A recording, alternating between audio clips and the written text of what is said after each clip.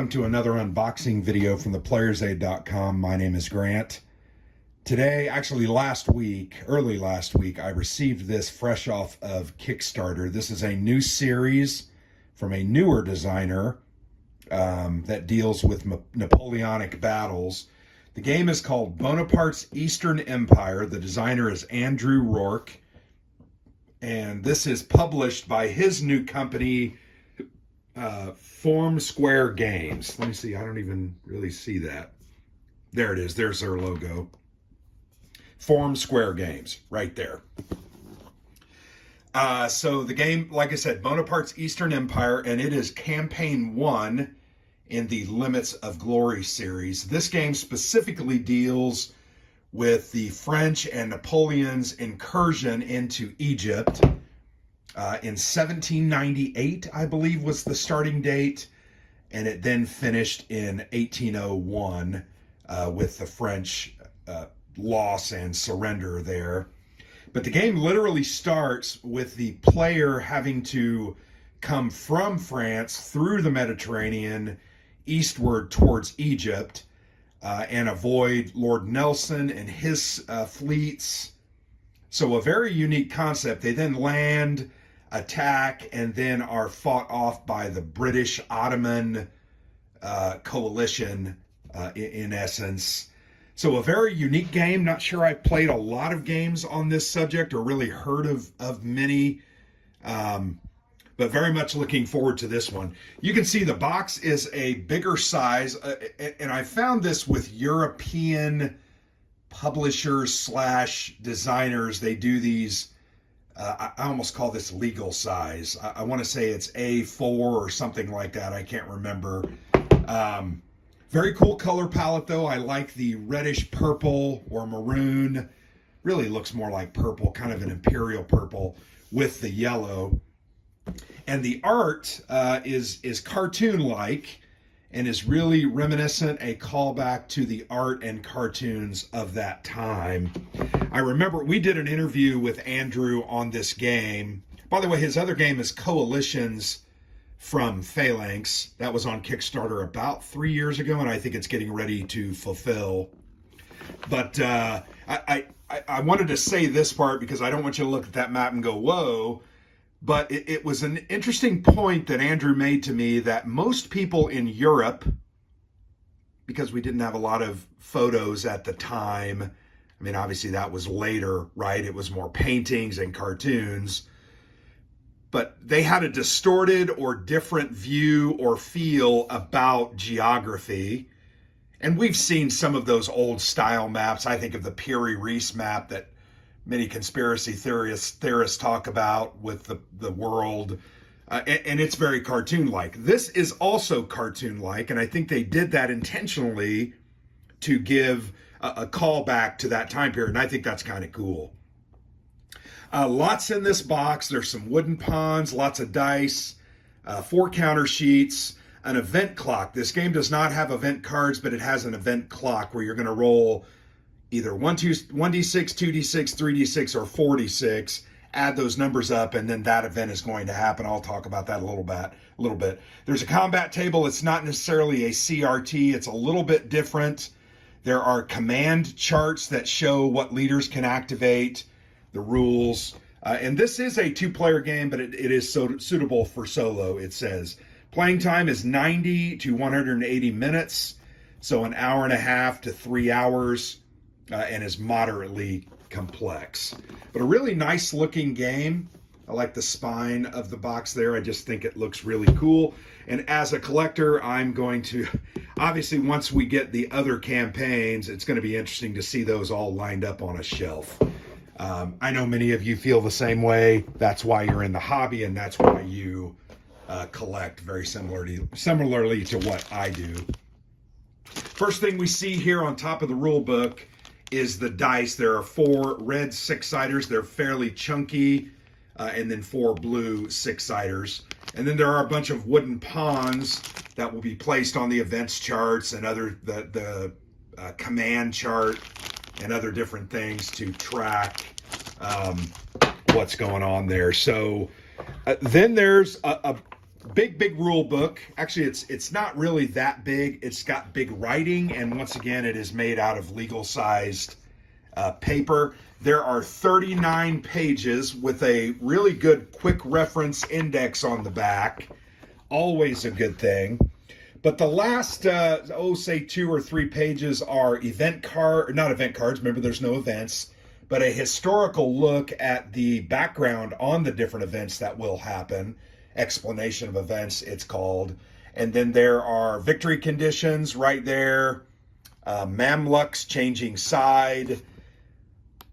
And then here, pretty much, you've got the different rules. There are some scenarios specifically tied to it, but here's the rules. You can see that art style, which I think is kind of cool. I just think it's neat to have a period throwback like this. You can see the writing is fairly large. There are good color examples or drawings, and lots of color. Like here's a great example on French infantry and how they move and fight a little bit. Combat there, referring to that combat table. The event clock, there's a discussion of that. Momentum and glory are key concepts in this game, and those are important for the players to understand. Here's a look at the disembarkation phase, invasion phase, the general sequence of play, the Bedouins, movement, commander casualties, commander seniority, and glory.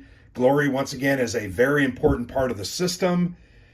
Glory refers to how lucky and skilled a commander is. So the higher the glory rating, the better they are. And that can be used to do things like reroll dice, retake actions, etc. So it's kind of a cool way to deal with it. Here's setup, and then there's a look at all the components. I think they will learn and grow as a company, but I think this is a great first effort. I think it's nice looking. It is available now. It is in retail. You can buy that off their web store. I think it's 72 euros or pounds, which is about 85 US dollars. The next thing we see, and I'm going to go ahead and take the rest of it out of the box. This is that command chart. It just talks about the different values of the leaders. You can see the glory rating here is a 7 plus 2d6 for Hood, 2d6 for Troubage, 13 plus 4d6 for Sidney Smith. These are the British leaders, the British Army. So that's kind of just a graphical representation of their the leadership and their cohorts. Kind of cool.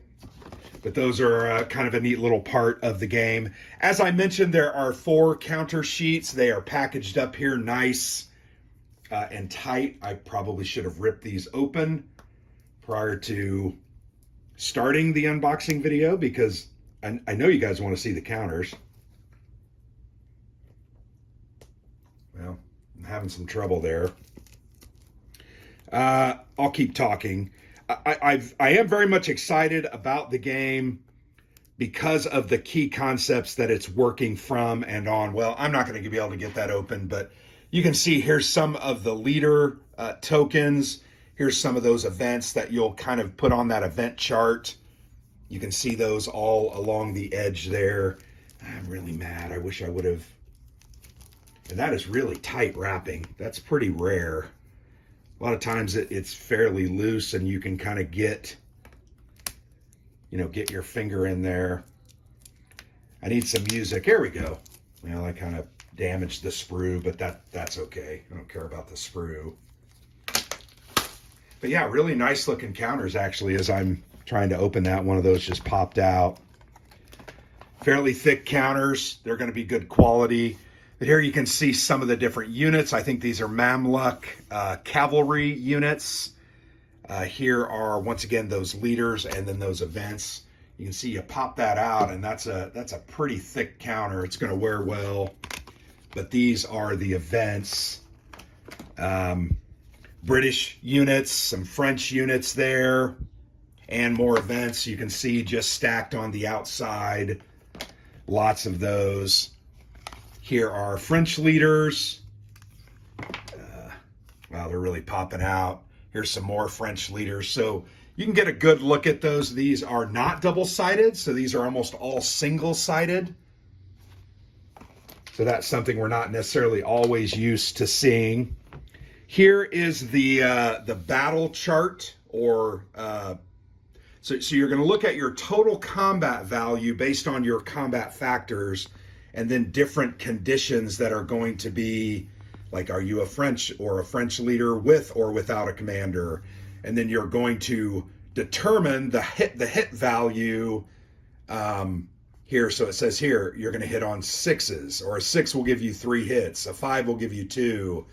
On a siege, 6 is a 1 hit, etc. And you can see that all the way down. That's a nice thick board. That's also going to wear very well. And here are those event tables. As I mentioned, you'll put that there, and when it's taken off, you'll use that, put it in front of you, and remember what has been done. This is event number 3. It is for France. If 1d6, immediately reroll with 2d6. Otherwise, lose 1 Mamluk to plague. Here's number 17. This is an Ottoman. Wouldn't that be an Ottoman Egyptian event? If 3d6, immediately reroll with 4d6. Otherwise, an uprising occurs at Luxor. Wow, I'm having trouble today.